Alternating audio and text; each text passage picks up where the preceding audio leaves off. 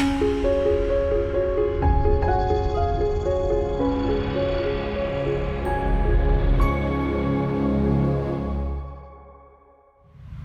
welcome to the show. I'm your host, Dr. Joseph Coppus, and today I am joined by my guest, Melanie Mogensen. Thank you for being here. Thanks for having me. Yeah. So this is obviously a special recording for me and hopefully you, but Melanie, tell us a little bit about yourself and what we want to talk about today. Yeah, so I am actually a former patient of NWI and live in the Chicagoland area, and I'm here today to talk about a Hope Warrior project and my experience at NWI, and also the fact that I'm a cancer survivor and overall mental health advocate. Very good. So we wanted to talk about a lot of things that come along with chemotherapy, like chemo brain, and we had talked about the word paraneoplastic syndrome. Paraneoplastic syndrome, which basically means a set of symptoms that often accompany chemotherapy or cancer. Can you talk on some of those types of symptoms that you or other cancer survivors or chemotherapy recipients might be undergoing? Yeah, so I was diagnosed with stage 3 Hodgkin's lymphoma back in late 2017. So I went through I did immunotherapy and then 6 cycles of chemotherapy, and I finished treatment in August of 2018. And once I finished chemo, you're kind of like, hey, everything's over, and that's not really how it is. Like, there's a whole other journey on the other side of being in remission, and I found a lot of it had to do with neurological symptoms. So I was getting really dizzy when I was changing positions, where I would black out and I'd have to brace myself. My vision was affected. It was hard to look at screens. There was a glare. It was hard for me to drive at night. It was really just a lot of different things. Walking into a room, forgetting why I was there. I'm a writer and forgetting words, and just forgetting my words. And I know that's not how I am, so I knew something was wrong. And unfortunately, it's very common, and I do a lot of online support groups, and I see I'm connected to a lot of other survivors, and it's a very common thing that people struggle with, and unfortunately there aren't many answers for us besides pharmaceuticals at this point. So yeah, which that brings me to my next question. Throughout kind of your struggles with this, how many options did you really find out there? What are maybe some of the things you tried, and where did you really feel frustrated and feel like there was a lack in healthcare that you received? Yeah, I tried a combination of things. During treatment, I was on a variety of antidepressants and kind of mood stabilizers to kind of just help with my overall mood with such an enormous life change. But once treatment was over, I was kind of I don't want to be taking all these medicines anymore. I want to get to root cause and just kind of see what's going on with my symptoms. So I worked out a plan with my doctor to kind of wean off my medicine to see if that was maybe causing some of the side effects that I was experiencing, because I looked up some of the medications that I was on, which I encourage everyone to do, and I could see that a lot of the stuff that I was getting diagnosed with was a result of some of my medications. So orthostatic hypotension, vision changes, dry mouth, these weird things that you don't think of. You kind of all blurs together. But when you look into it, you say, well, wait a minute. So I started, and my chemo brain got a little better. My ability, once I was off a lot of my medication, and my ability with cognition kind of came back stronger. So I knew I was kind of on the right track, but I still had a lot of neuropathy, so a lot of pain in my arms and legs, and a lot of spasms, and the vision was a big challenge. Mm-hmm. So that's what I was I happenstance came across NWI actually first through my daughter, who was struggling with her own low vision issues with congenital nystagmus and seizures. And then I was so blown away by her initial like exam and what the questions you were asking her, and in my head I was answering them, and I was like, wait a second, I have that too. And after she was done with her exam, I actually made my appointment for my consultation. So we ended up getting treatment like pretty much simultaneously together, and it was pretty cool because I could see us like getting better together. So yeah. And that was great. Really special to be part of that. But yeah. So a lot of patients that we see here at NWI are kind of traumatic brain injury patients. Following chemotherapy and cancer, it's not typically thought of as maybe a traumatic brain injury, but obviously from what we've been talking about, there are neurological consequences of undergoing those things. How would you say approaching your brain and your neurological system as a whole benefited you and your symptoms at NWI? Yeah, I mean, it's really whole body medicine what it comes down to, and there's no way around it. Like, cancer is a very traumatic experience. I mean, you literally come face to face with death, and there's no like sugarcoating it. So, and when you're going through the process and trying to reach remission, it's like that fight. And then once you reach remission, it's kind of like the dust settles and you look around and you're kind of like, what next? What do I do with myself? What just happened? And you start processing everything, and that's when, it's really hard because like every little symptom you're like, is this a relapse? Oh my God, and you're kind of always on edge. And I was really thankful because I've always kind of been wired that way, and I was fortunate by coming to NWI. You offered a brain map, like QEEG service, so like I could see in real time like how I was running and what kind of things like meditation or neurofeedback would benefit me and kind of help calm my brain down, so it's like I can kind of get out of that fight or flight and into that rest and repair, more balanced healing, mode, and that's really what you guys helped me do. Awesome. So what were some of the therapies that you experienced while you were at NWI? Yeah, I mean, I think I did, was it gyro stim, the V and the headset, like VNG, because I had some visual issues, and then the stim, so because it helps with my my vagus nerve, because of that controls, I was digestion, and then my heart rate, and then also like, I guess it would, my ability to like kind of stay conscious when I was changing positions, because that was a lot of my issues when I was diagnosed with cancer. I actually found out that I have this medical term called vasovagal syncope, which is a nice fancy way of saying you pass out during medical procedures. So I didn't really know what to do with that. Like, there was nothing like to, there's just kind of like a few things, but no one really gave me any guidance. And so coming here and actually having some treatments that could help with that nerve, like I could see the improvement very quickly. So it was really nice. Excellent.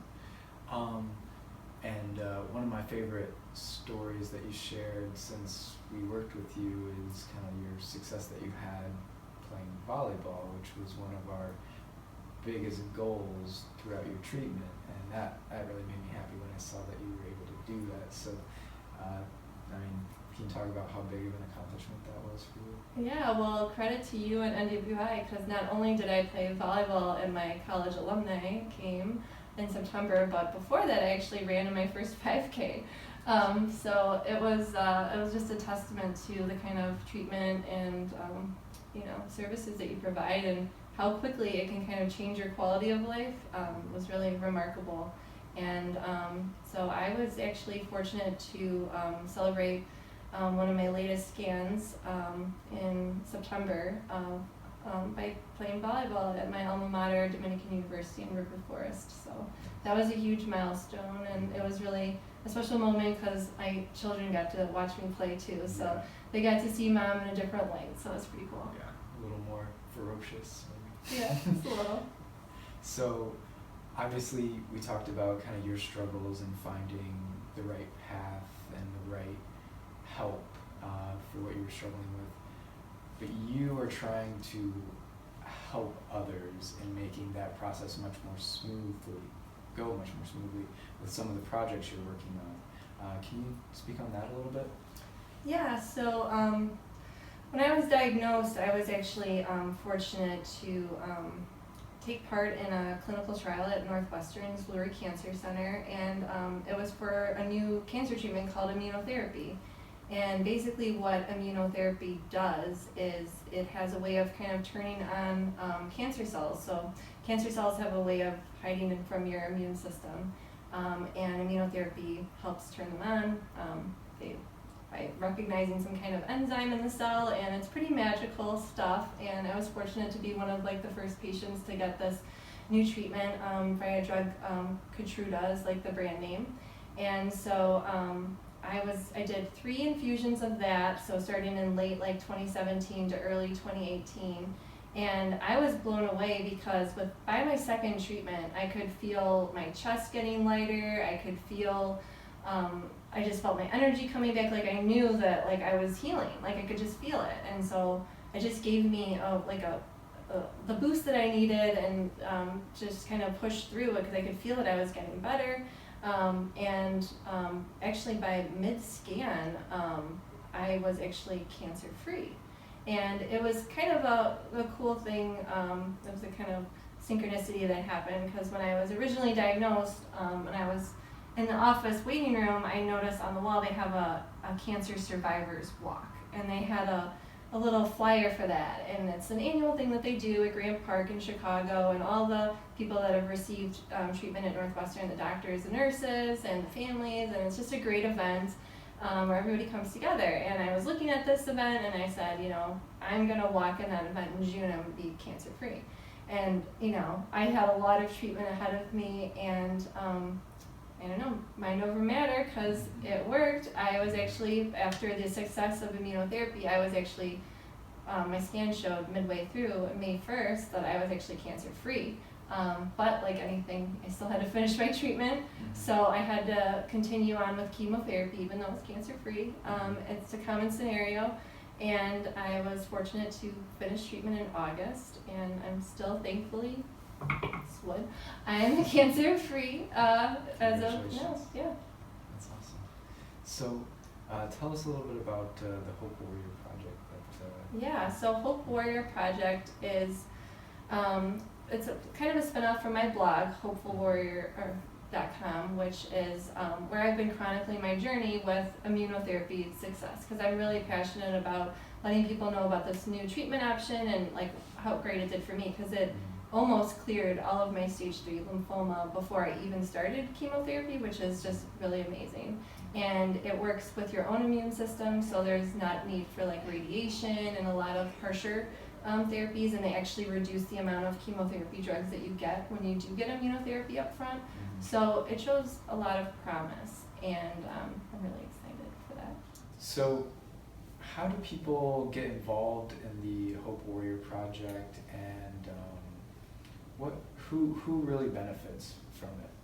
Yeah, so right now it's kind of in its infancy. I'm working with Northwestern right now. I'm trying to help just kind of make some more patient-first communication. So I really want to help share my story, help encourage other cancer patients to consider clinical trials. Unfortunately, not a lot of people in my age group are aware or seek out clinical trials, and it was a huge difference in my outcome. So that's the main part of sharing my story on hopefulwarrior.com. And then Hope Warrior Project is a spin-off where I have partnered with some ladies that run a Hope Warrior Project, and it's based out of Bloomingdale, Illinois, but it's all around the world because it's virtual. And they have a Hope Warrior Academy where it's talk about like mindfulness and just overall mindset. And I'm in a group right now where it's about finding your purpose.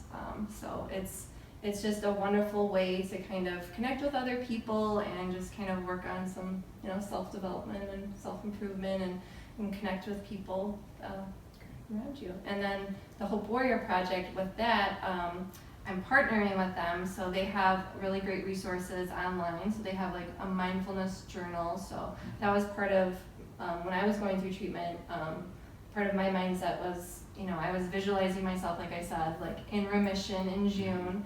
Every time I went to get treatment, it's really scary, but I was envisioning it like that it's, just targeting those cancer cells and just kind of the intention that you set. And intention is a really big part of healing. Absolutely. So that's why I wanted to start Hope Warrior Project. So the idea is that there'll be Hope Warrior bags, and so when a patient is diagnosed at, say, Lurie Cancer Center, they would get these bags, and they have the main thing are like a water bottle and an intention journal that would help them through treatment. And then there would be an online Facebook group that's like a support group, and then there's another, like an academy that you could do if you really wanted to, out of treatment, kind of dial it up and, work on some self-improvement and find your purpose. We have all different kind of groups.